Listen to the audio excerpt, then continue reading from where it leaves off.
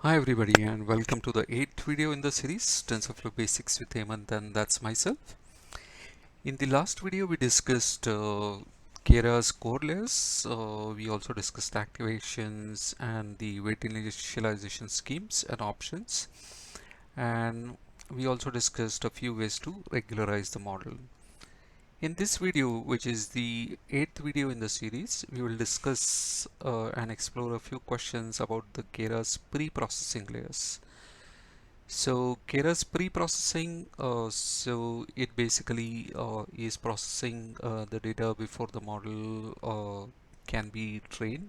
So we take in the data, we pre-process the data, and then we feed the data for training the model, right? So Keras has made quite a few pre-processing layers, and we'll discuss a few questions about it as to what are those pre-processing layers, and more specifically we will discuss text vectorization layer. We will also discuss the embedding layer. We'll also discuss the tokenizer API, which is not a layer but it's an API, and then we will talk about the normalization layer, rescale layer, and reshape layer, and we'll also discuss some of the data augmentation layers like random flip, random rotation, zoom, etc., etc. Okay, so let's get started. So what is this concept of the pre-processing layer? So Keras pre-processing layers allows developers to build Keras native input processing pipelines. So we take an input, we process that input as we need to, and then we feed it for the model training. Okay. Now, what are the advantages actually? So the benefit here is actually to build end-to-end pipeline, right? So if we include the pre-processing as a part of the model itself, then it can be saved along with the model, and it can be kind of loaded back as a part of the model itself. So if somebody doesn't want to get involved into the processing of the raw data at the inference time, including the pre-processing layers as a part of the model, it's a very good idea, right? So what are the different type of Keras pre-processing layers which are available? So they could be bucketed into a couple of categories. So text processing. So usually when we take in the text and we want to train the model on that particular text. So say for example, if you have a bunch of sentences or even the huge text corpus, uh, text is basically strings, right? I mean, it's like words and then sentences and other things which come with it, like the separators between the words and the punctuation marks and all that, right? So all that needs to be converted into some kind of numbers, right? So first of all, it needs to be parsed. It needs to be converted into some kind of words, and then it needs to be converted into some kind of a number which could be understood by the computers, right? And that is where the text processing, pre-processing of the text comes in, and that is where the text vectorization layer fits in. Now, as far as the images go, we might have to resize the images when they come in, because they might be of different sizes, so we might have to kind of bring them to the kind of similar sizes. The images may be too large for the models because we may not want to spend that much amount of time uh, in training on very huge images. So we might have to resize, we might have to rescale, we might have to do the normalization also, because the pixel values are like uh, 0 to 255, right? But when we train the model, we want uh, those values to be normalized, pixel values to be normalized, so we can use the normalization layer for it.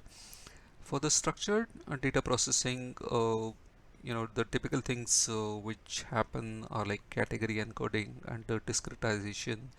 So category encoding is if you have, you know, uh, basically strings which are representing the multiple classes. They might have to be converted into numbers. Discretization is basically putting the things into the buckets. And image data augmentation, right? So if the if we do not have enough amount of data to train the models, or we do not have the sufficient variety into the data, then we can use something like random rotation, random zoom, flip, or crop to incorporate uh, an element of randomness into the data, image data specifically. And we can, so if you have an image, we can create like 10 or 15 different images by applying those data augmentation layers to those images. Okay, so the basic idea here is to create additional images so that we have a variety of the images and the model could be trained more appropriately. Okay, so these are the basic buckets into which the Keras pre-processing layers are going to fall. So what we are going to do is we are going to be talking about text vectorization. We'll be talking about these resizing, rescaling, normalization. We'll also talk about the data augmentation. We'll not get into category encoding and discretization because these are like for the structured data processing, and it's quite usual to do these kind of operations using any other framework as well, right? So we'll not get into the category encoding, discretization, and couple of other things over here. Okay, now before we really get into the individual layers, let's understand one thing clearly, that there are two ways for using the pre-processing layer. So option number one is to make them part of the model. So what we do is we start with the input and we feed that input to a pre-processing layer. So we import a we basically import a layer and parameterize that particular layer with different settings, and then we pass the inputs to it, and then this pre-processed output can be further fed to the rest of the model and we get an output, and then we create a model beginning with input to output. So this particular model that we are creating here, it includes a pre-processing layer. So what happens here is the pre-processing becomes part of the model itself, right? So what are the implications? So implication is, since it is part of the model, and if you have, let's say, multiple GPUs on the machine on which you are running, on which you are going to train this particular model, then even the pre-processing is going to benefit from the GPU acceleration because it is part of the GPU. Okay, the second thing is when somebody's, let's say you train this particular model and then save it and load it back. If somebody loads it back, he doesn't need to know anything about this pre-processing logic that you are applying here because it is already part of the models. You just give the raw images or the raw structured data, and it's going to process those as per the logic which is there into the layer. So basically it reduces uh, the coding effort on the inference side. Okay, now option number two is we are all familiar with this tf.data.dataset API, right?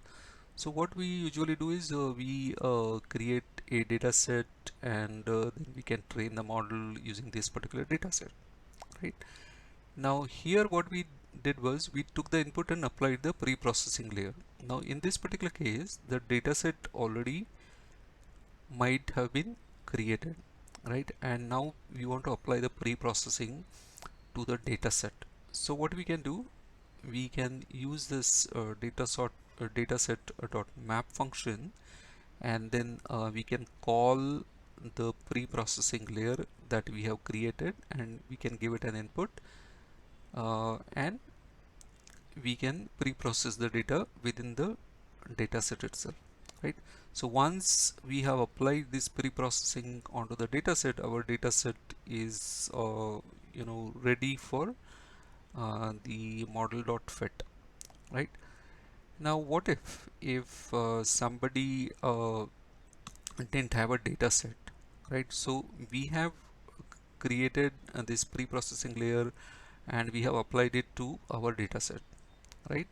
But what if somebody doesn't have a data set, right? So what can be done in that particular case is the Keras input can be can take care of the input without a data set, and then we can still use the pre-processing layer independently. So we can apply the pre-processing layer to the input, and then we just create the model as usual, and the inference model starting from input to output here.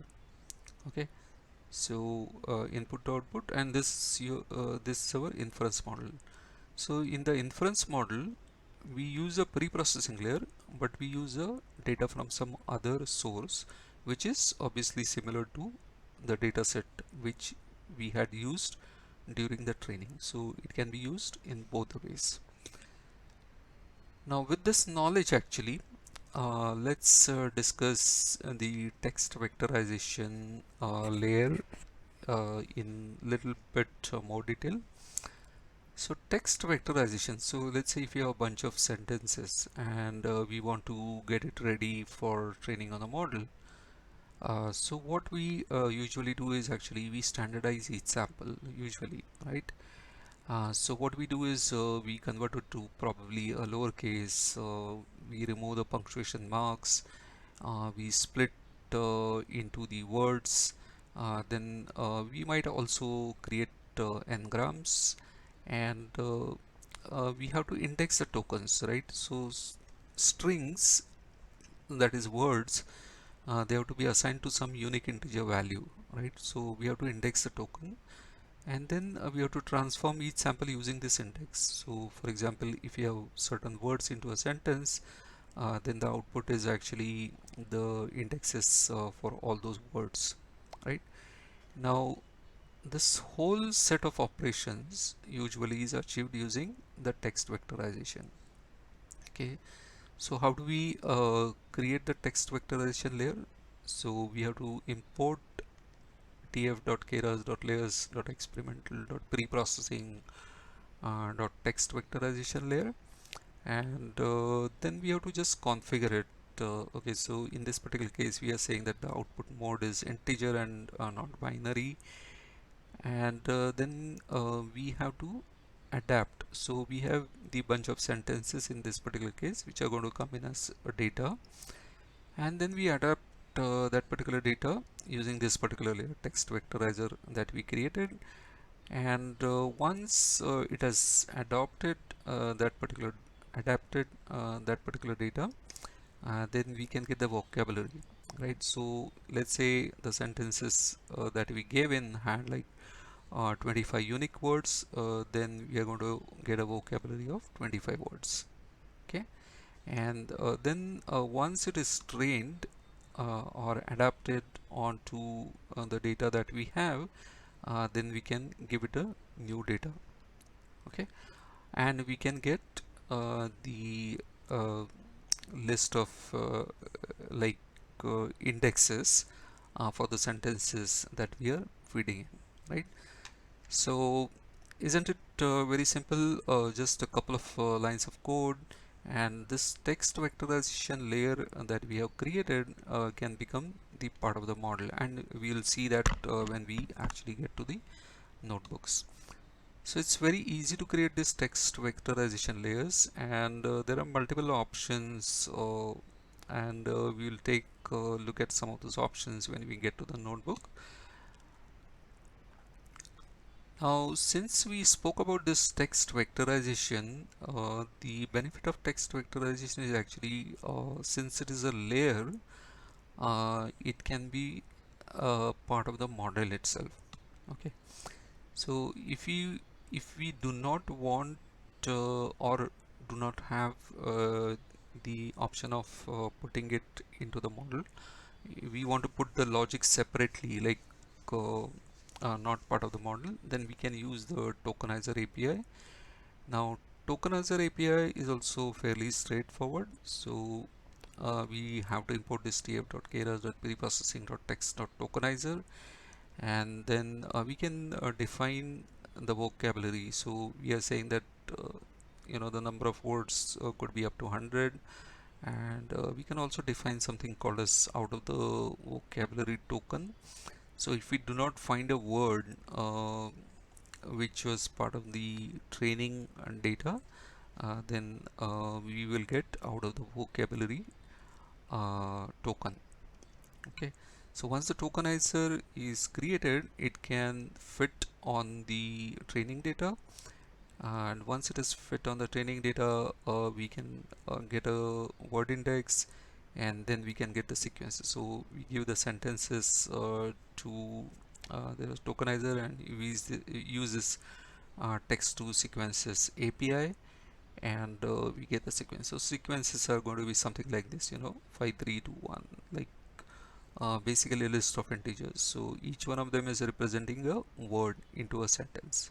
Okay, so that is about tokenizers. So remember the difference. Text vectorizer, it's a layer and it can become a part of the model, and the benefit is that uh, it can leverage the power of the GPUs, and the lesser amount of processing is required at the inference time, because the processing logic is part of the model. In the tokenizer API, we can do the pre-processing before feeding the data into the model, but then at the inference time, we'll have to take care of that pre-processing again, because it's not part of the model. Now, the third uh, concept that we are going to discuss is about the embedding layer. So in the tokenizer or the text vectorizer, we converted the sentences into the indexes, like integer indexes or binary indexes, but it doesn't tell us anything about the meaning of the sentence. Like if you have two sentences or two words which are similar, uh, you know just using the tokenizer or text vectorization, we'll not know anything about those similarities, right? So embedding is basically a process of taking in the a text corpus, and essentially develop some kind of a sense for the similarity between the words or the sentences, right? So if there are two words or sentences which are kind of uh, similar in the meaning, their embedding values are going to be also kind of close by. Okay, so if we consider the embedding as a vector, then if you have two similar words, their vectors are going to be kind of nearby. Okay, so couple of things how it can be created practically. So we use this tf.keras.layers.embedding API, and this first parameter is the vocabulary size, or rather, uh, yeah, that's a vocabulary size actually, and this is the output. That means embedding value is going to be like 6 to 4 bits in this particular case, and the input length. So embedding layer is going to take the batches, and each sample is going to be of the length of 10. So let's say, for example, if we have sentence of like say 10 words, that's what we are going to take, and we might take like 100 such sentences. So it is 100 into 10 kind of matrix that we are taking in, and then the output that we get is, for each one of that input that we are giving, we are going to get a 64 bit output in this particular case, right? So we basically create a sequential model in this particular case, and then we add a embedding layer, and then we generate a data, right? So we are generating the data here, which is of the size of 32 by 10. So batch is like 32 samples, and then the 10 words each sample. And what is the output? 32 into 10 into 64. For each of the sample and each of the word in it, we are going to get a 64-bit output out of this.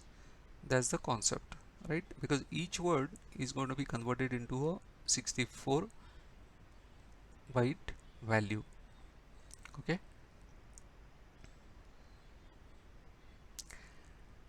Now we will see how this embedding layer, text vectorization layers can be used together. But before we really get into the summary, we will get into the notebooks and we'll go through a couple of notebooks and see how this whole thing works. Okay, so the first notebook that we are going to have is we are going to be talking briefly about those layers that we discussed, and then we'll get into the more specific things like text vectorization and the image processing, image classification and all that. Okay, so I already started importing, so I'm importing this pre-processing. So import is complete. So what we are doing here, we are taking the sentences and we are creating a text vectorization layer out of it. We are keeping the output mode as integer into this particular case, and then we adapt the data that we have here, and then we will just try to get a vocabulary and try to print the vocabulary. Let's see how does this go, right? So it executed, and the vocabulary that we got is like all the words into this particular sentences. You will see those into the vocabulary, and this is a separator, right? The space, and this is the out of the vocabulary token along with the other tokens, right? And the output shape that we are getting is 4 by 7. Why 4 by 7? Because we have 4 sentences and the maximum number of words is 7. So 3 and 4, 5, 6, 7. That's the maximum, and this is 6, right? So 1, 2, 3, 4, 5, 6, 1, 2, 3, 4, 5. And if you see the outputs here, the first one is like all the 7 words that we have, and since we had 6, the last one is 0, 0 here, and since the last one had like 5 words, the last two are 0. Okay, so it's fairly straightforward. You just give the sentences to the text vectorization layer, and that is pretty much it. And let's also try to see what all other options that we might have. So as you can see, we can even define our own standardization. uh, then there are options to create engrams. We can also change the output mode from integer to binary. We can also change the output sequence length. We can change the padding and all that. Okay, so we have like quite a bit of control over this particular process. Okay, so I'm just going to remove this and once again save this back. Let's also quickly take a look at the Tokenizer API. So there is a separate import for it, keras.preprocessing.text. In this particular case, it was experimental layers dot it is keras.layers.experimental and import preprocessing. In this particular case, it is keras.preprocessing.text. So let's import this. Now what we do here, we have a couple of sentences here, and then we are going to create a tokenizer. And we are going to define an out of the vocabulary token here, number of words as 100, and we are going to fit our sentences, and we are going to we will try to get a word index, and then we will get the sequences. So we'll feed these sentences and we'll try to get the sequences of the integer tokens here, and then we'll try out the padded also. So there is an API which is pad underscore sequences, so which we have imported here, and if the maximum length is 6, then you know, it is going to have like uh, if let's say if there are only 3 tokens, then it is still going to give you a sentence which is having 6 integer tokens. Okay, so let's quickly run this. So word index, so it has generated indexes for different words. As you can see, for each of the word you can see the index here, and then if you see, look at the sequences, say for example this 5 represented word, represented this word I, right? So I, and then we have this one, I love my dog. So love is 3, my is 2, and dog is 4.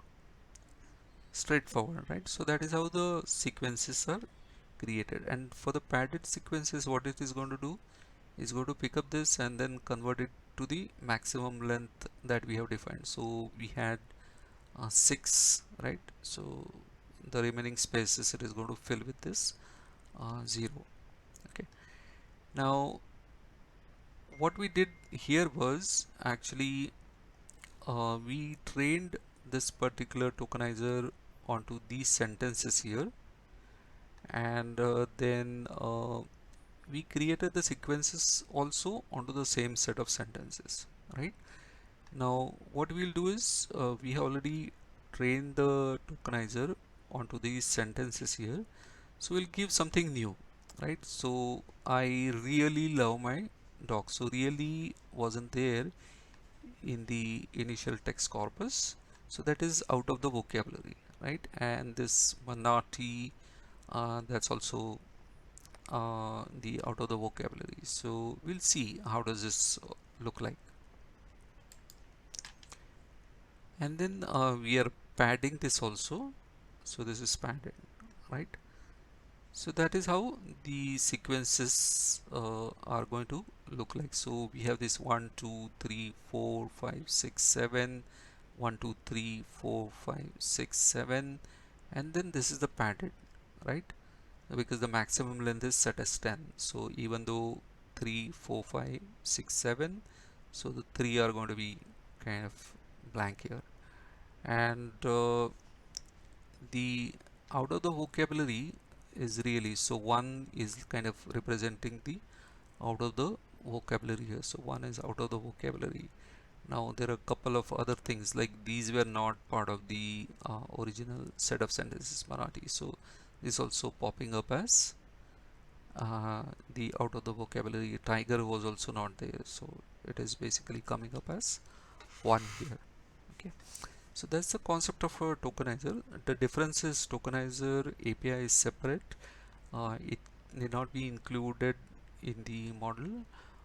The text vectorization is basically a layer. It can be used independently also, but the main benefit actually is when you include it in the model itself. Okay, now having seen the text vectorizer and the tokenizer, let's also discuss the embedding layer. So embedding layer, as we had seen here, we are creating this embedding layer tf.keras embedding. This is the maximum the vocabulary size and the output uh, of the embedded output, and the input length. Okay, so that's what we are doing, and we are generating a data here 32 by 10, and then we are going to feed in this particular input data into the model. Okay, so input array 32 by 10 and the output size is 32 by 10 by 64. So output array dot shape, that is 32 by 10 by 64. Okay, so what we have done, we have created this input data here, and then we have compiled our model which was defined here, which only had these two layers, and then we created an output array by doing model.predict and input array. That is what we are giving, and this is the shape, right? So for 32 by 10, the shape is 32 by 10 by 64 because this is what it is, right? So for each of the sample, so the dimension is 32 in this one dimension, 10 in this dimension, 10 words, and then the 64 which is in the z dimension. Okay, now how this embedding layer is going to be used in practice, we'll take a look at to when we actually get into the classification. So what really happens is, once this embedding layer is created, and when we do a model.fit, actually the weights associated with this embedding layer, they are also going to be adjusted during the process of the training, and then that is where the similarity between the words or the sentences is also going to be adjusted, and finally when the model is trained, you get the embeddings which are, if you like read the embeddings for two words or two sentences, if you sum up the embeddings for two sentences, they are going to be similar. Okay, now normalization is fairly straightforward. Now what we are going to do is, we are going to load this cipher 10 dataset, and we are going to do the pre-processing using the normalization layer. So we are going to create this normalizer, and we are going to adapt the xtrain, that is training samples onto it. So these are the images, right? And we are going to take those images and adapt those images using the normalizer. Normalizer is simply going to convert the pixel values from 0 to 255 to 0 to 1. Okay, and then we are going to take in that we are going to take the input, and we are going to apply the normalizer. So we have just created a normalizer here, and we have trained it on the xtrain, and then we are going to create a model and apply it onto the new inputs over here. Okay, and then what we do, we create a model from input to output, compile, and then we fit onto this xtrain and ytrain. Okay, so let's do this. So there's nothing fantastic about this, except that we are applying this normalizer as a part of the model. As you see, it is between the input and the output. We are calling this normalizer, we have defined it somewhere else, we are calling it, we are taking the inputs, we are calling this normalizer, is going to normalize those pixel values and use it into the training at a later point in time, right? So that's where it is. So we have just fit the data onto the normalized inputs here. Okay, the other thing, resize and rescale, right? So in this particular case, we are going to load this tf underscore flowers, and we are going to use this tf ds API for that. So let's download this, and we are splitting that particular data set into train. Okay, so there we go. Now how many classes are there, right? Into this particular, like how many different type of flowers are there? So we are just printing that, and there are 5 type of flowers this data set has. So what we are doing is, actually we are just plotting one of that image. So we just want to see how the original image looks like. So as you can see, it is about 400 pixels, 400 plus pixels in this dimension, 300 plus pixels in this dimension. Now what we are going to do is, we are going to apply this resize and rescale, right? So resizing and rescaling. Okay, So rescaling is actually about the pixels. We are going to rescale the pixels and resize the size of the image. Okay, so we are going to resize it to 180 by 180, and we are going to normalize the pixel values. And what do we get? So we get this 180 by 180 pixel image, which is a normalized pixel values.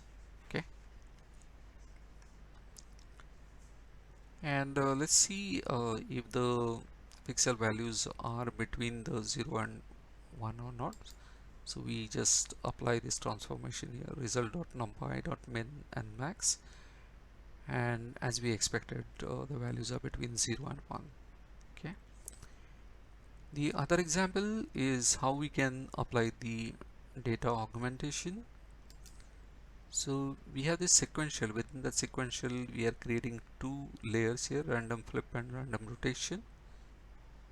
Okay, and what we are doing is because for one image, there are going to be like multiple images which are going to be created. So we just expand the dimension here, and we add the generated images to that particular batch. So original uh, the image is actually 330 by 500 by 3, and then we are creating a batch with a 1 330 by 500 by 3 color channels, right? And then we apply this data augmentation for 9 times, and we keep on adding those images, the generated images, and then we plot it.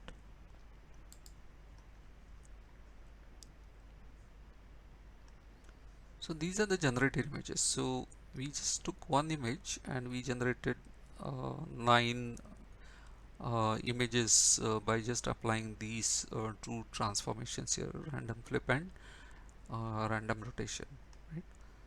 So that's pretty much we have as far as those like these are the basic concepts behind the text vectorization, tokenizer, and embedding layer, and then normalization, resize, rescale, and data augmentation layers. Okay, now let's get into some usage of it. Like say for example, we have seen the role of the text vectorizer, and we will try to see how this can be used in practice to classify the text.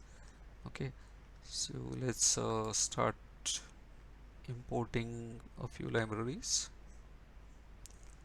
and we'll also create this function for just plotting purpose. And then what we are going to do is we are going to load this IMDb reviews. So it's basically about a sentiment. So reviews have sentiments, whether it is positive, negative, and that's what we'll try to classify using the text vectorizer. Okay, so we are loading the data set here.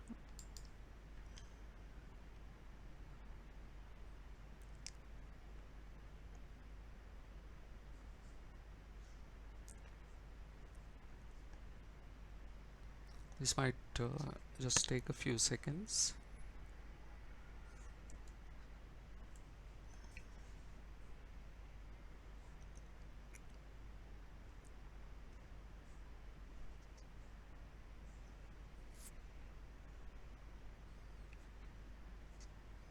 So I'm just going to pause the video.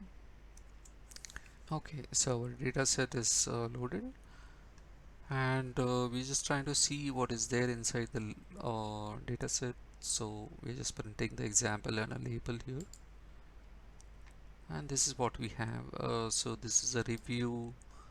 It's just a you know a bunch of sentences, and the label is 0 in this particular case. So 0 is looks like a kind of a negative sentiment here. So what we'll try to do now is we'll try to create a model. But before we create a model, we have to do some processing on the text that we have. So for that, we are defining this buffer size and a batch size here. And what we are doing here is we are shuffling the dataset. We are creating the batches and we are prefetching for the better speed. The same thing for the test dataset also. Okay. So those are the couple of things which we are doing on the dataset, and then after that we are just trying to take a value from a dataset here and try to print. So we basically took like 3 samples here. So these are the different labels here, and these are the text associated text here. So 3 sentences, 3 reviews, and 3 labels here. Now the thing is, we cannot just take this raw data and just feed it to a model. So that's why what we are going to do is we are going to take this text vectorization layers and we will define the maximum vocabulary size of 1000, and we'll adopt this layer which we are calling as an encoder by feeding it a data. And here what we are doing is actually we are just taking the text and we are also putting the label as a text, because we really do not want the label to be considered as a text. So that's why we just replace the label with the text in this particular case. Okay, so we are just adopting this encoder, so it has learned all the tokens when we said adapt, and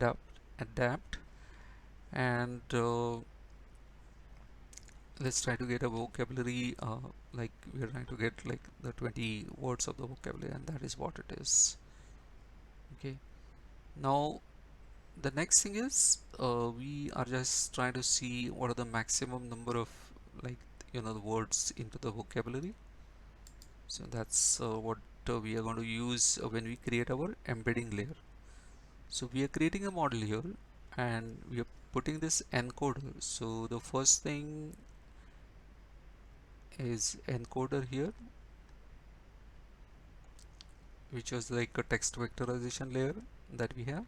So we are creating a model. The first thing that we are including is encoder, and then we are including the embedding layer, which is having a maximum dimensions of maximum features, vocabulary size, output dimension, and mask 0 equal to true. Okay, and let's try to see what's the reason for that.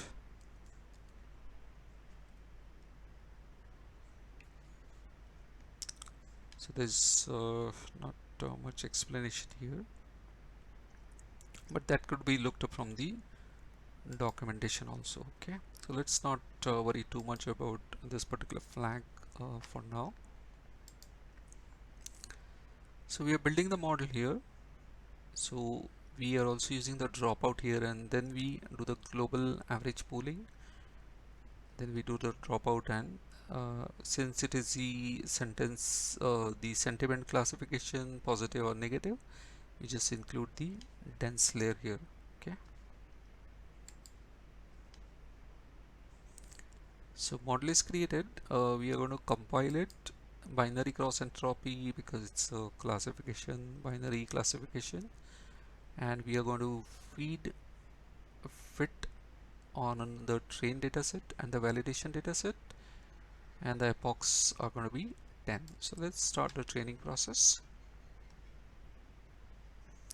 So this will take some time, so I'll pause the video in the meanwhile.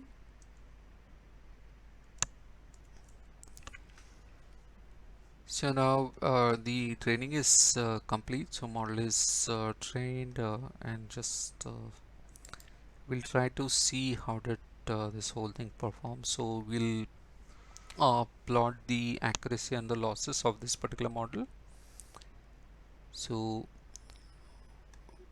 we are doing the training and validation loss here and the training and validation accuracy, right? So training accuracy is like these dots here, validation accuracy is this line here. Okay, so let's try to see how does this look like. So training and the validation loss like kind of really it went down as expected over the box, and it's a decent fit because like the training and the validation losses like also going in the similar direction. And then this is about the accuracy, so we'll plot this also, the accuracy part. So that's done. And now we will take another sample, like which is not part of the earlier reviews, and we'll try to see how does we get the prediction. So what we do, our model is trained now, so we are just giving a set of sentences and we are trying to see what are the kind of uh, the values which are generated by the model, and the positive values are like the positive sentences, and negative means kind of negative sentences, negative sentiment. So that's where it is. So for this it was like positive, for this it is negative, and it is negative here. Okay, so some more sentences here, and these are the so one more sentence that we are giving, and we are getting a value for it. Okay, so fairly straightforward, right? So what we did was in Essence we created this encoder, we used the text vectorization layer, and we fed our data into it, right? So encoder,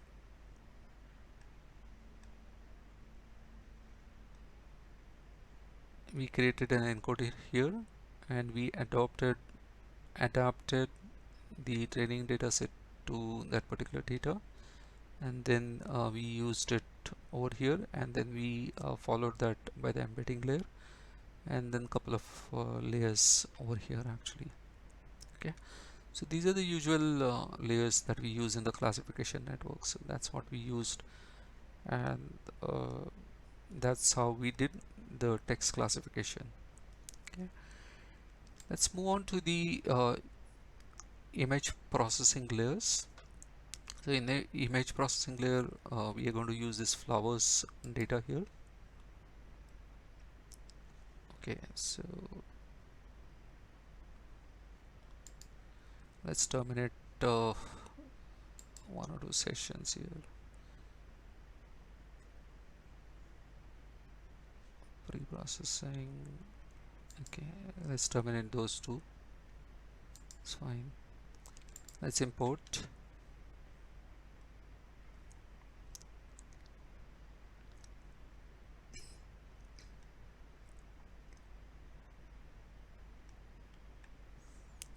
Load the data.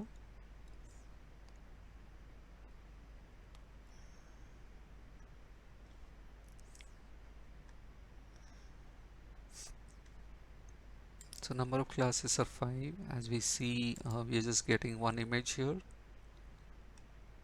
and we are resizing it and rescaling it, and then we are plotting it here. So 180 by 180, and then we are printing the range of the pixel values here, and then the data augmentation layers, so random flip and random rotation as a part of the sequential model, and we generate all these different images using a single image.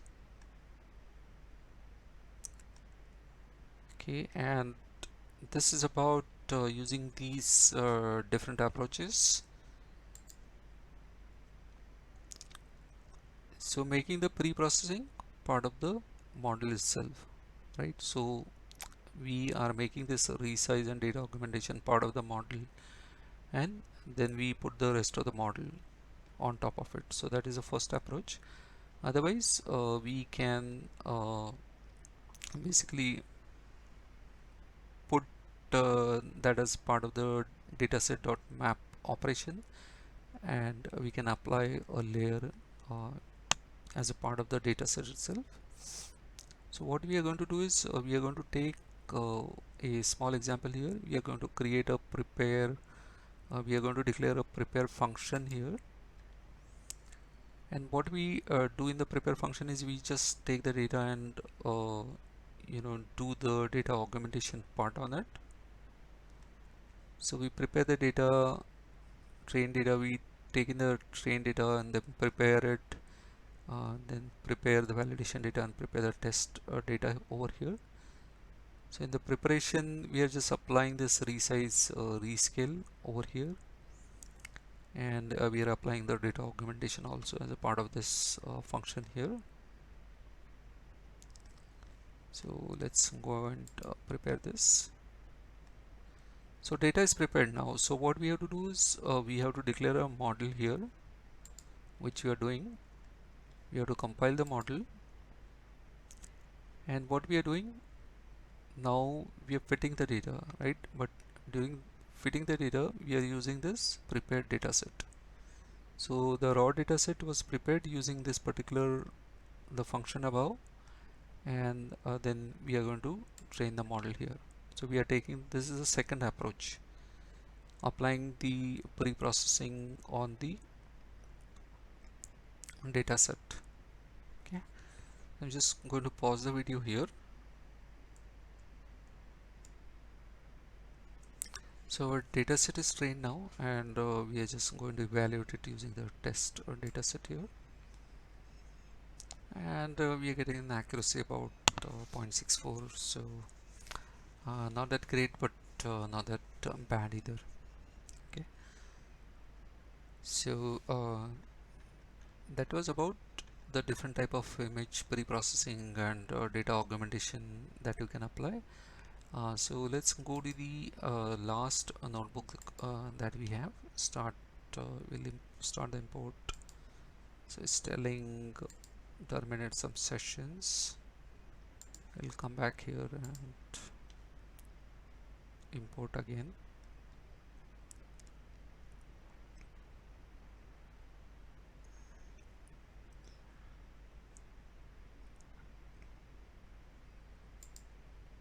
So we are going to use the TF flowers dataset itself.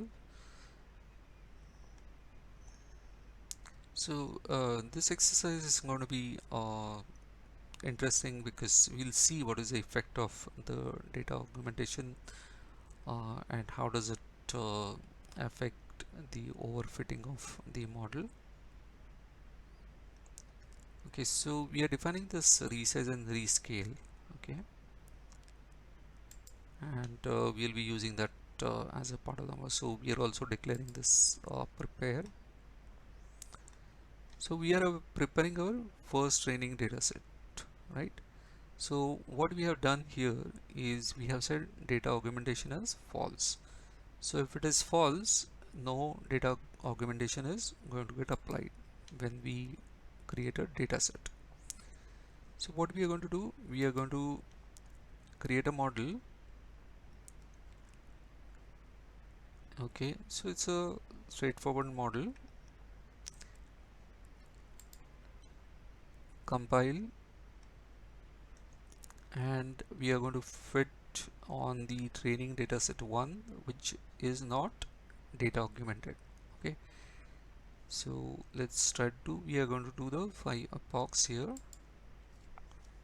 I'll pause the video. So our model is trained now, and we will see how did it perform in terms of the loss and the accuracy. So here you see it is kind of overfitting because as you can see, the training accuracy goes up but the validation accuracy doesn't go up. Training loss is going down, validation loss is kind of going up. So it is definitely a case of overfitting. Now how to overcome this? So what we'll try to do is we'll try to apply the data augmentation. So we'll define the data augmentation layers as random flip, random rotation, random zoom. and we'll create another set of data set. So we'll take this original data set and apply the data augmentation. So we'll apply this augment as true here, and we'll prepare the data set. So it's prepared. We'll also apply the dropout just to avoid the overfitting. Okay, let's define the model, and let's compile. Let's do the fit on this. So our model is trained. We'll visualize the results of the training. So much better, right? So now validation accuracy is following the training accuracy, much closer as compared to what we had earlier, and the loss is also uh, kind of similar. The validation is still saturating somewhat, but definitely better than what it was earlier, right? So data augmentation definitely helps, and the final part, we are just taking like one image, and we are applying uh, the pre-processing to it, and we are trying to do a prediction on the image.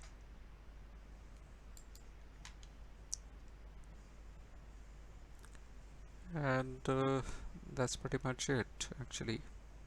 Okay,